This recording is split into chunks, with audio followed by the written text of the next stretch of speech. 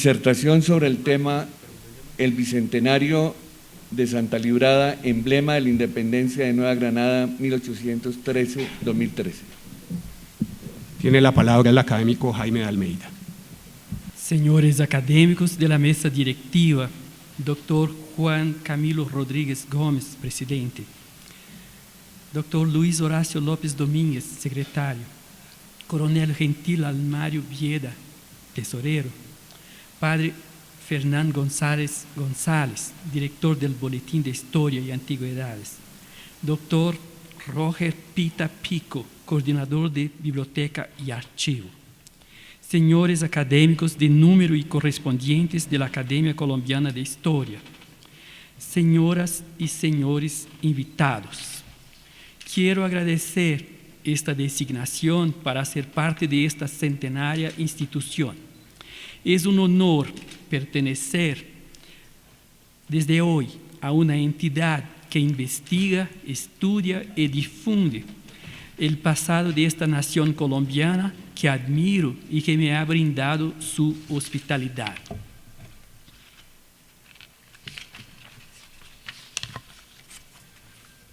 Me parece conveniente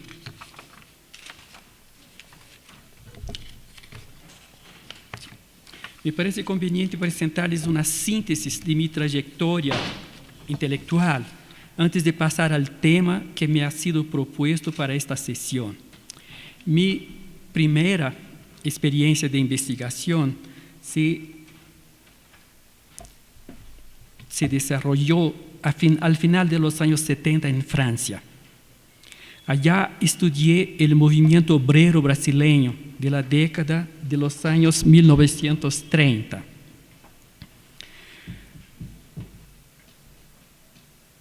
Volviendo a mi país, dediqué 8 años al primer trabajo de doctorado en historia, dedicado a las fiestas y festividades. En el caso, todas las fiestas acaecidas o no, entre 1888 y 1918, en un municipio de la región norte del estado de São Paulo, llamado San Luis del Paraitinga.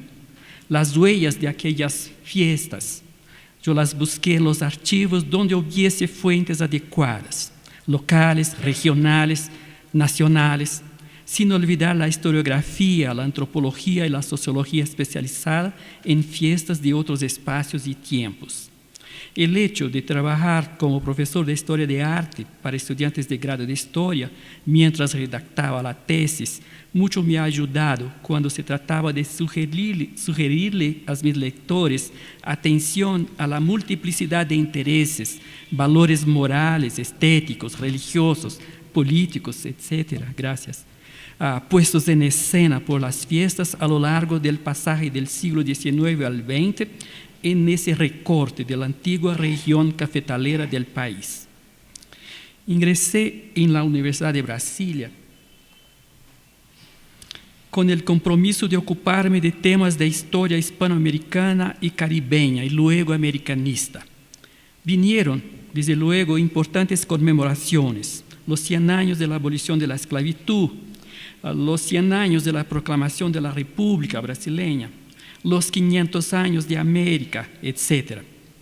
Pasé a preguntar desde entonces, por la historia de las conmemoraciones anteriores a aquellas que se conmemoraban, en especial por el 4º centenario del descubrimiento de América. En uno de esos congresos dedicados al 5º centenario, conocí el historiador bogotano Marcos González Pérez, que lástima no está presente por motivos de salud.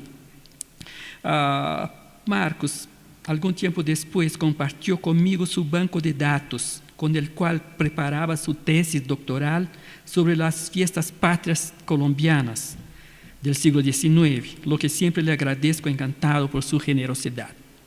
Y también conocí al literato costeño Jairo Mercado, radicado en Bogotá, con quien aprendí en alguna medida, desde una primera visita que hicimos a vuestro país, a leerlo en claves literarias.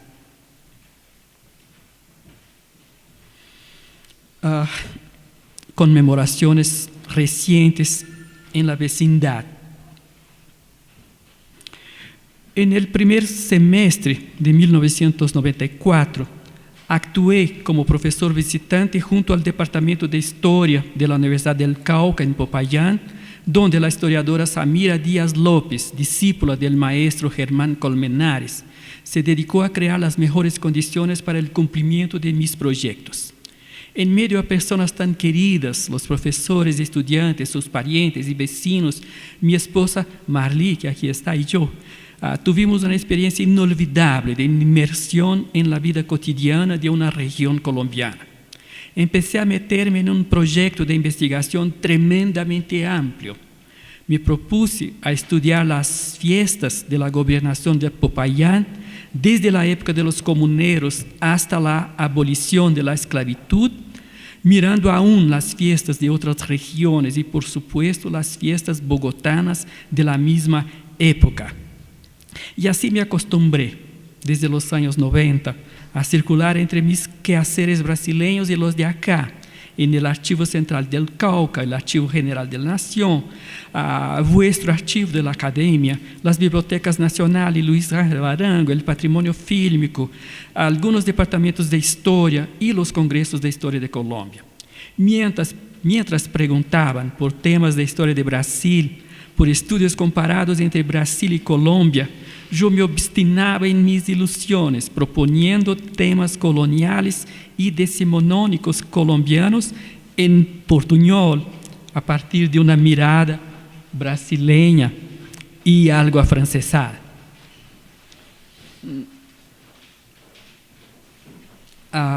Quería una ayuda técnica, ¿sí? A partir de 2001, por tocar-me coordenar um projeto de cooperação acadêmica entre 3 grupos de pesquisa brasileiros, cujo foco central era o Caribe, eu vi que havia que ensanchar mis horizontes, bajando de las cordilleras y valles andinos hacia las llanuras de la costa atlántica colombiana también. Esse viaje eu lo hice preguntando. Yo lo hice preguntando por las últimas fiestas que relata y otras que más bien sugiere Gabriel García Márquez en la novela El General en su laberinto. 2 pasajes de la lectura me han dejado inquieto. Los tambores, invisibles pero siempre presentes, en las últimas noches mal dormidas del Libertador, y su terca declaración que, pese a todo, a Piar él lo volvería a matar. Frente a esas 2 inquietudes, revisé los indicios de conflictos y otras interacciones entre criollos y gentes de colores perceptibles en las fiestas neogranadinas. A su manera y en su tiempo, tanto los mulatos José Prudencio Padilla y Manuel Piar en la costa caribe, como los criollos José Hilario López y José María Obando en la gobernación de Popayán, identificados por García Márquez como enemigos políticos del Libertador, están asociados a situaciones donde resalta el protagonismo de negros y mulatos en sendas épocas y regiones. Manuel Piar es personaje emblemático de un tiempo todavía impactado por el radicalismo de la Revolución Negra en Haití, por la ferocidad de las gentes llaneras que acaudillaba el caudillo realista Boves en Venezuela, por la fuerte oposición que opuso Cartagena a los proyectos centralistas del joven Simón Bolívar. Al jacobino negro, el general siempre lo volvería a matar, ¿cierto? Pero ¿quién habla en la novela? ¿Bolívar, García Márquez o tal vez los 2 a la vez? Me propuse entonces a analizar las fiestas negras de la independencia, intentando evitar compromisos entre memoria e historia cristalizados en la historiografía patriótica, en los manuales y en el sentido común. Hilvané algunas escenas ejemplares sacadas desde los archivos. En el día 28 de abril de 1813, acá en Bogotá, la siembra del árbol de la libertad. Y luego, en la tarde, la ejecución del negrito Tomás, que tenía 13 años, por haber asesinado su amo, el oficial francés Antonio Bailly. El fusilamiento del general Manuel Piar por conspiración de los pardos contra los criollos en Angostura. El establecimiento del Tribunal del Jurado en Bogotá luego de la abolición de la esclavitud y la conocida evocación literaria de las antiguas fiestas de Cartagena en las memorias del general Joaquín Posada Gutiérrez, contrapuestas a la novedad del vals recién llegado a los salones del Olimpo radical. El ensayo se llamó El árbol de la libertad y el patíbulo. Y me permito leerles el último párrafo de este ensayo, que resume cómo me siento al estudiar e historiar vuestro país como si fuera también el mío. En el entramado de palabras que hemos venido tejiendo, el árbol de la libertad y el patíbulo se entrelazan a cada vuelta en un abrazo agónico como dos plantas que se van parasitando recíprocamente. Pero hablemos también de flores, mirando atentamente cada instante en que la libertad y el patíbulo vuelven a entrañarse. Ahí están unas exquisitas artesanías, incluso en las ramas marchitas, donde la savia de una y de la otra apenas circula.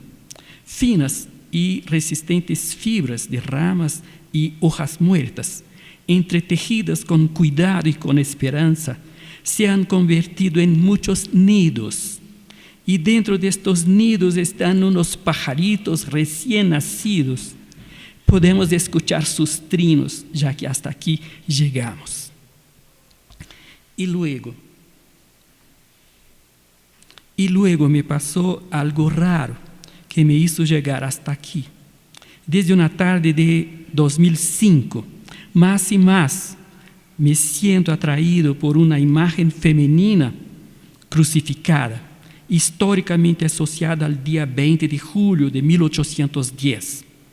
La imagen de Santa Librada, que salió por primera vez en procesión, hace hoy 199 años, 11 meses y 27 días, desde acá cerquita, la iglesia de San Juan de Dios, hacia allí cerquita también la catedral. 3 días antes, hoy, habían proclamado la independencia de Cundinamarca y Santa Librada lucía como la patrona y emblema del Día de la Libertad, mientras los patriotas empezaban a destruir los símbolos de la monarquía española.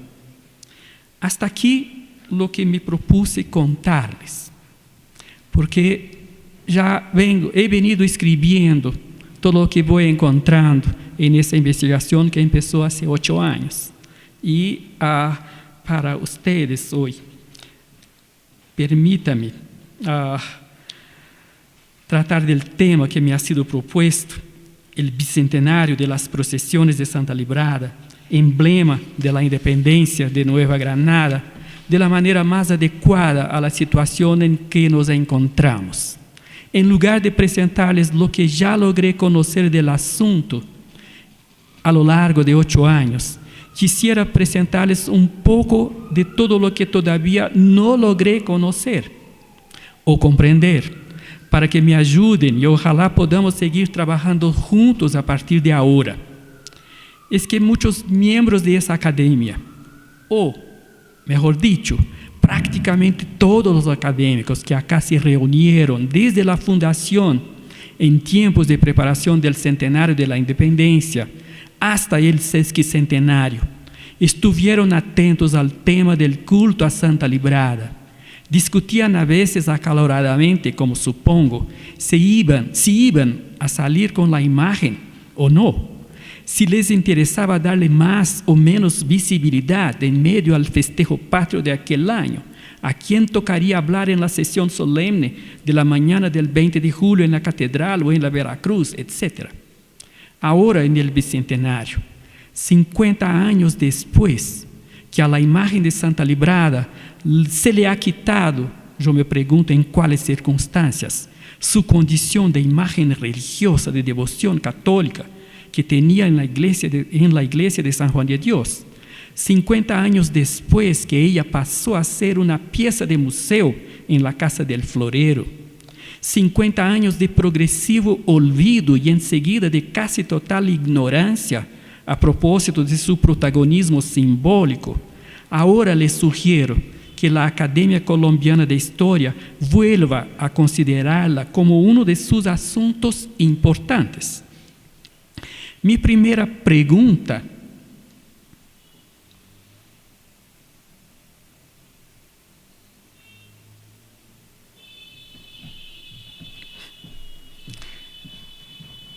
posiblemente la más complicada entre todas. Sí, no, hay que volver, por favor.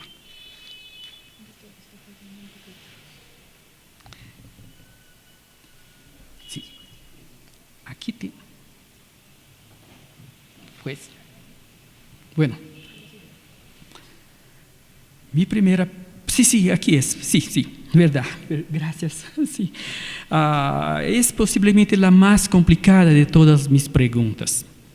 Pese a que eso nos remite al menos a los principios del siglo XVIII en España, XVII, nos conviene explicitar la complicadísima cuestión histórica de la iconografía misma de Santa Librada, antigua patrona del día 20 de julio en el calendario católico romano. La pregunta se la hago porque, como ven, las primeras iconografías oficiales de Santa Librada en la Catedral de Sigüenza, donde están sus reliquias desde el principio del siglo XVIII, muestran que se trata de una virgen mártir ejecutada por la espada y no crucificada. Resulta que en el mismo siglo XVI, en el cual las autoridades de la Catedral de Sigüenza se han esforzado en el sentido de fijar la iconografía canónica de Santa Librada, circulaba por muchas regiones europeas de la época una otra representación de Santa que tenía muchos nombres y que se representaba en la cruz, crucificada y en general barbada, ¿no? Aquí tenemos, por ejemplo, el principio exacto del siglo, ¿no? El Bosco representando una santa mártir que él no nombra, pero que los expertos reconocen como la Vilgefortis, que era justamente esa imagen femenina crucificada y barbada. A esta obra de arte del Bosco la afeitaron en alguna época del pasado. Los expertos dicen que ella también tenía su barba en el original. La cosa se complicó en España cuando el jesuita Jerónimo Román de la Higuera, desde finales del siglo XVI, empezó a hacer circular una novedad, ¿no? Él falsificó un libro que relataba San Jerónimo de un autor, Flavius Lucius Dexter, de Barcelona. Como San Jerónimo citó ese autor y un libro que se ha perdido, el jesuita Jerónimo Román de la Higuera produjo ese falso cronicón que los expertos, sobre todo los volandistas holandeses, han visto desde el principio que se trataba de un fraude un fake, ¿no? Pero es en un latín algo macarrónico, ¿no? Jerónimo Román de la Higuera se puso en el rol de Flavio Lucio Dexter, y por eso ese libro se llama El Pseudo Dexter, en latín. El impacto de esa publicación fue enorme para nuestro asunto. Es que entre centenas de falsificaciones históricas de Jerónimo Román de la Higuera, la que nos interesa es que él mezcló las historias de la Santa Librada, cuyas reliquias están en Sigüenza, y que era, como vimos, representada como una santa martirizada por decapitación, y él la mezcló con las historias que giraban alrededor de esa otra entidad que se llamaba Vilgefortz, Scumernis y muchos otros nombres. Y de eso resultó que sobre todo en Bayona, en Galicia, que era señalada como la cuna de la Santa Librada y crucificada, ¿no? Entonces, en Bayona se erigió una iglesia dedicada a Santa Librada, y con esta iconografía que fue desde ahí, sobre todo, exportada para América Española. El Vaticano también incorporó la información errónea publicada por Román de la Higuera, y esa compleja situación, ¿no? Esa compleja historia de la iconografía de la Santa fue definitivamente responsable por la decisión del Vaticano en la época del Concilio del Vaticano II de borrar de la relación, de la lista de santos católicos a Santa Librada a causa de este error. Pero la devoción siguió muy fuerte, no solamente en Sigüenza, sino también en algunas regiones de América Española, sobre todo en Panamá. Pasemos ahora a una segunda pregunta. Les pido su ayuda. ¿A quién se debe la venida de una imagen de Santa Librada a la ciudad de Santa Fe, capital del reino de la Nueva Granada, posiblemente en 1724? Al parecer, no se trataba de una santa con muchos devotos por acá en la época, puesto que hasta ahora no tengo noticia de ninguna otra imagen suya en ninguna otra iglesia colombiana. Hay dos excepciones recientes, ¿no? La capilla del Colegio de Santa Librada, desde el centenario, tienen ahí un óleo, un lienzo, ¿no?, de Santa Librada, y la iglesia del barrio de Santa Librada en Usme, ¿no?, que también tienen ahí un lienzo, y es cosa de los años, principios de los años 1960. Mi hipótesis es que hay que seguir las huellas de don Diego Ladrón de Guevara, un noble, un aristócrata de la familia del Infantado, que hizo sus estudios en Alcalá de Henares, devoto de Santa Librada, que fue nombrado obispo de Panamá y después pasó de Panamá a Huamanga, en Perú, volvió de Huamanga en Perú, devino obispo en Quito y ha sido nombrado virrey interino en Lima y finalmente murió en la Nueva España en 1718. Y como ven, esas imágenes que ahí están girando alrededor de este personaje histórico.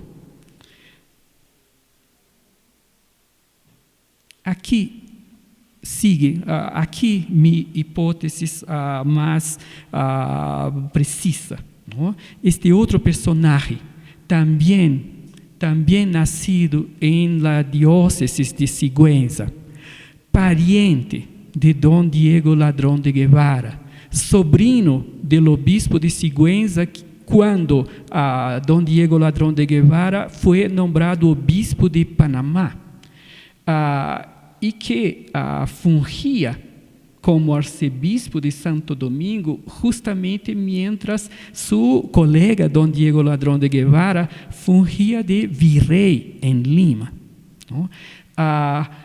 En 1723, justamente cuando Santa Fe de Bogotá estaba en vías de convertirse en la capital de un nuevo virreino, ¿no? Que era una primera vez, ¿no? una primera tentativa. Justamente en este momento, él ha sido, don Antonio Claudio Álvarez de Quiñones, ha sido nombrado arzobispo de Santa Fe de Bogotá, pero no vino tan pronto para acá, ¿no? Solo llegó en el año 31. Pero, como saben, don Antonio Claudio Álvarez de Quiñones era un gran mecenas. A él se le debe el palacio de la curia arzobispal, ¿no? Y también la riquísima,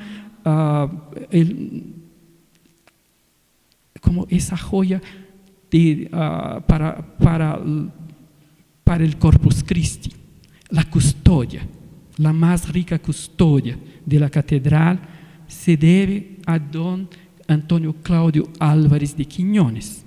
Entonces, hasta ahora no he podido encontrar en ningún archivo datos más precisos, pero yo tengo la impresión que ese mecenas, al saber que había sido nombrado arzobispo de Santa Fe, que estaba en vías de convertirse en capital de un nuevo virreino, hizo como había hecho hasta entonces su colega don Diego Ladrón de Guevara. Y en algo ayudó, ¿no? Para que viniera a la iglesia de San Juan de Dios, al hospital que estaba en obras en esa época, esa imagen de Santa Librada que conocemos. Incluso en su testamento dejó 7,000 patacones para pagar deudas de las obras del hospital de San Juan de Dios. Pero un asunto que no estoy todavía seguro, ¿no? Para encerrarlo y decirles que a él se debe, pero me parece que es bien posible.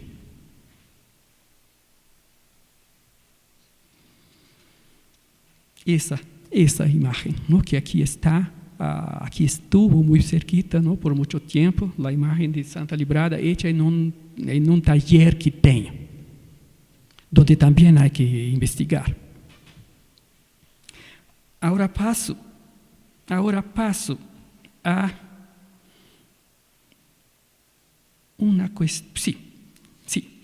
a una cuestión. Eso voy a dejar para que lean, eso será la próxima pregunta. Pero una tercera pregunta, ¿quién sabe está en los archivos de la academia? Un viejo cuaderno manuscrito que ha sido pasado al académico Eduardo Posada y que él citó en un artículo publicado en el Boletín de Historia y Antigüedades número 58 en el año 1922.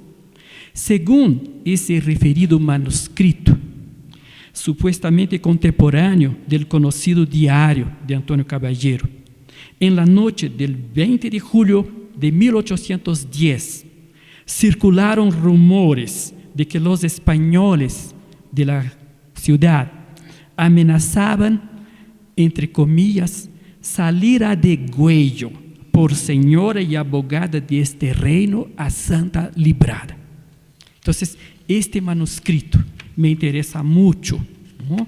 A saber si alguien ya investigó a certificarse si al académico Eduardo Posada no le habrían pasado algún falso cronicón. Ojalá no, Bueno, ahora sí, la cuarta pregunta. Nos conviene, acá en la academia, preguntar si acaso serían los masones particularmente interesados en el simbolismo de Santa Librada. Ciertamente que muy pronto, tal vez pocas semanas después de aquel 20 de julio de 1810, el día de la Junta, o al menos poco antes del 3 de enero de 1812, cuando Antonio Nariño y el teólogo franciscano Francisco Antonio Florido empezasen a presentar a Santa Librada como símbolo patriótico, es posible que ellos debieron informarse del culto prestado a Santa Julia, patrona de los corzos, y tal como Santa Librada, crucificada. Ahí no hay ningún falso cronicón. La iconografía histórica, canónica, ¿no?, de Santa Julia es crucificada. Entonces, hubo una sesión de culto prestado a Santa Julia en una logia creada con su nombre por la masonería bonapartista en Madrid el 20 de mayo de 1810. O sea, hay ahí una proximidad increíble entre esa apropiación masónica francesa, ¿no?, de Santa Julia como patrona de los masones por haber sido crucificada. Bueno, les debo decir que también la reina se llamaba Julia, ¿no?, como buena señora corsa, la había bautizado con el nombre de su patrona. En quinto lugar, les pregunto, ¿pueden ayudarme a recuperar un dato importantísimo? El 19 o tal vez el 20 de julio de 1829 salió la procesión de Santa Librada por las calles de Bogotá. A mi parecer, por primera vez desde 1815, ¿no?, porque con Antonio Nariño y sus colegas ella salió por 3 veces en 1812, 13, mejor dicho, 13, 14 y 15. ¿No? Vinieron los españoles y enseguida vinieron los patriotas con Bolívar, Santander y etcétera, y de Santa Librada casi no se habló más hasta el año 1829. Me imagino que quienes hicieron esa procesión en el año 1829 y más, quien logró publicar esa noticia en uno de los pocos periódicos de la época, serían personas y familias ligadas a la memoria de la patria boba, sobre todo los nariñistas, o también ligados a los septembrinos y los santanderistas en general, ¿no? Eso pasó poco después de septiembre de 1828 y el general estaba lidiando con los peruanos allá en Ecuador. La sexta pregunta. Sabemos que los principales sujetos claramente vinculados a la memoria y al simbolismo de Santa Librada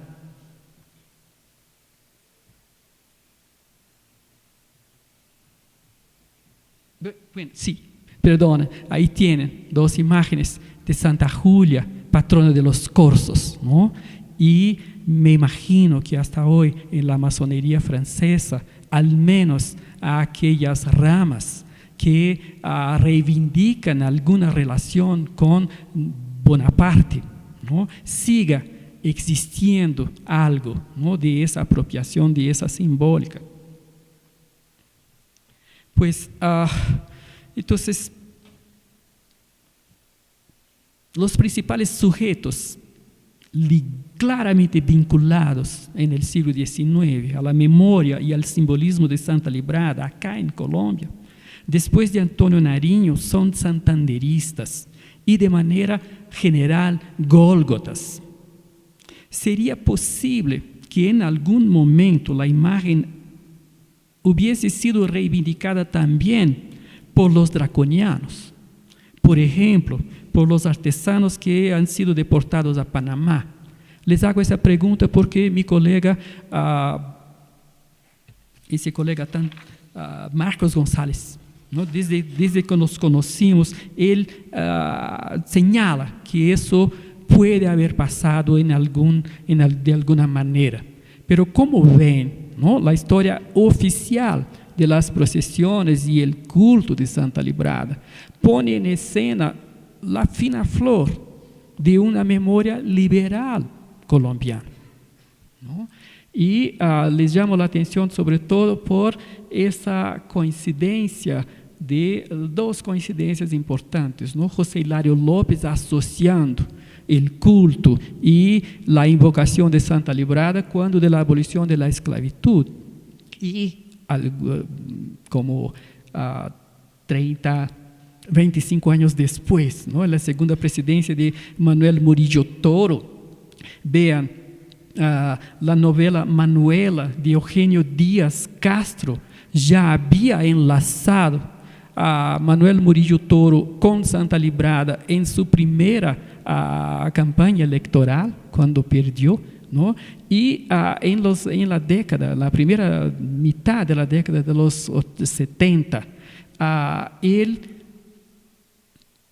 busca apoyo en dos grandes intelectuales católicos recién llegados del posgrado en Bélgica, ¿no? Y con su apoyo, él añade a la procesión de Santa Librada el Cristo de los Mártires, ¿no? Lo que le dio a la procesión una fuerza simbólica y religiosa tremenda. Y el año siguiente, la ley, ¿no? Declaró el 20 de julio fiesta nacional en un país fuertemente descentralizado, federalista. Entonces, y el contexto internacional, ¿no? En Francia, la Tercera República finalmente oficializaba de manera definitiva la alegoría de la Mariana para representar la idea de la libertad y a veces de la nación revolucionaria, ¿no? Y en el país vecino de Venezuela, el presidente Guzmán Blanco como desencadenó, ¿no? Puso grandes obras públicas en el sentido de creación de una enorme como dice, condiciones arquitectónicas, ¿no? para un nuevo salto en el culto venezolano a la memoria de Simón Bolívar. Entonces, hay aquí algunas cuestiones que me parecen bastante claras en el sentido de que Santa Librada tiene mucho más que ver con una memoria gólgota que una memoria draconiana, ¿no? Pero quisiera seguir buscando las razones por qué un colega tan querido insiste, ¿no? En una apropiación draconiana y obrera de Santa Librada. El último nombre que ahí no pueden ver, se trata de un liberal neogranadino colombiano que se desempeñó muy fuertemente como tal vez el principal presidente de Panamá, poco después de la independencia de Panamá. Él estudiaba en Bogotá cuando salieron las procesiones de la época de Manuel Murillo Toro y nació su cuna, su familia en Las Tablas, Panamá, estaba históricamente asociada al culto que se hacía a Santa Librada en Las Tablas, Panamá, desde la época colonial, desde ciertamente al menos el siglo XVII. Y este intelectual político panameño se llama Belisario Porras, que viene, ¿no? de un raigambre histórico liberal colombiano, que incluso no acompañó ¿no?, el proceso de independencia por recusarse a la separación de Colombia. Solo después le dieron el pasaporte y el derecho de elegirse presidente de Panamá. A esa época de la Guerra de los 1000 días, se surgió una leyenda de un milagro, que Santa Librada vino a proteger la gente de la región que estaba amenazada por un buque de guerra del gobierno colombiano, ¿no? Esa leyenda de Santa Librada transfiere, ¿no?, un dinamismo simbólico de Santa Librada para esta región de Colombia que vino a ser, al final de la Guerra de los 1000 días, el país Panamá. Bueno, siguiendo con mis preguntas, ¿por qué sería que Santa Librada, aunque sí en algunas pocas obras literarias es citada, ¿no?, como por ejemplo en Manuela, ¿no?, y esos cronistas que hablan de las procesiones de Santa Librada de la época de Manuel Murillo Toro, en las artes plásticas no la veo? Hace 8 años buscando y no la veo. Me inclino a ver una preciosa excepción en ese grabado Tacoburro de Pepe Gómez, en la cual se ve Santa Librada y la Mariana alegóricamente superpuestas, poco después de la conmemoración del bicentenario del 7 de agosto, en 1919. Es una denuncia, ¿no?, de la corrupción por la plata de Panamá, etc. Pero ahí ven, ¿no?, Santa Librada con la gorra frigia de la Mariana y con la inscripción INRI, INRI, ¿no?, que hace pensar, ¿no?, en Santa Librada, en el cristianismo. Pues solo más unas pocas preguntas. ¿Alguien podría ayudarme a saber qué ha pasado con una imagen de Santa Librada que fue llevada por una señorita que fungía en esa ocasión como la flor del trabajo de Bogotá en el año 1924?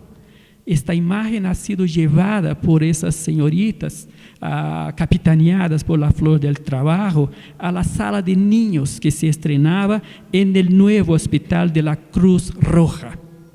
No sé todavía qué pasó con esa sala y con esa imagen. Una otra pregunta sería posiblemente el cardenal arzobispo don Crisanto Luque Sánchez, el principal responsable puntual, ¿no?, por la prohibición de las procesiones de Santa Librada a partir del año 1958. La última fue 1957. Puede, por favor. Me permito mostrarles cómo salió la última procesión en el año 1957. Todavía hasta ahora es la única filmación que he encontrado en patrimonio fílmico, gracias a la colaboración de una funcionaria muy generosa. ¿Sí? En esa época yo tenía 7 años. Si fuera colombiano, no sé si me acordaría.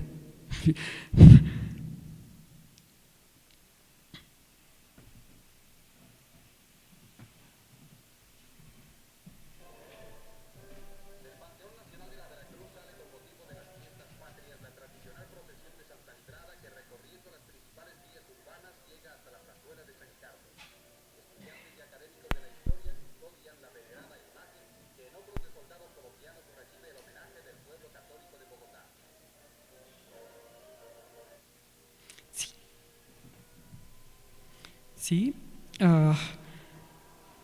finalmente quiero... Volvamos al PowerPoint, perdón. Ya estamos acabando.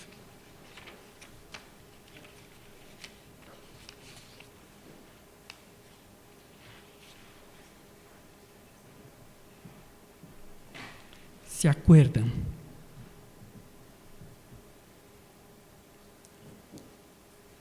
La pregunta que les hago es que yo quisiera mucho conocer, conversar, hacer preguntas a las personas que en el día 7 de noviembre de 1985 han pasado por el interior de la Casa del Florero. Ahí ven, ¿no? Había mucha gente entrando, saliendo, y todos saben, ¿no?, que se trataba del acontecimiento más trágico que pasó el país en el siglo XX. Bueno, no sé, ustedes sabrán mejor que yo. Tuvieron el Bogotazo, ¿no? Pero ese llamado holocausto de la plaza, del Palacio de Justicia creó una situación que a mí me interesa mucho como investigador que se inquieta por la trayectoria de un símbolo, de una imagen que emblematizó el día de la independencia de Colombia, ¿no? Entonces, la pregunta es, todas esas personas que por ahí andaron, que subieron y bajaron esa escalera, habría que preguntarles si acaso se acuerdan. Estaba ahí la imagen, en el lugar donde la pusieron y donde estuvo hasta hace pocos años, pocos semestres. ¿Por qué les quiero que me ayuden? Yo quiero saber, porque la idea que me vino al saber que Santa Librada posiblemente aquí estaba cuando la gente por ahí pasaba, es que yo quiero saber si alguien en su ansiedad, en su desesperación, acaso le habrá rezado. Porque una santa, cuando alguien tiene miedo, ¿no?, cuando alguien sabe que está viviendo algo que le escapa totalmente, ¿no?, la reacción muy natural es rezarle a una imagen religiosa que se presente. Estos ojos son los ojos de Santa Librada. Así estaban los ojos, ¿no?, y el rostro de la imagen cuando la profesora Yolanda Pachón se encargó de restaurar la imagen hace más o menos 12 años.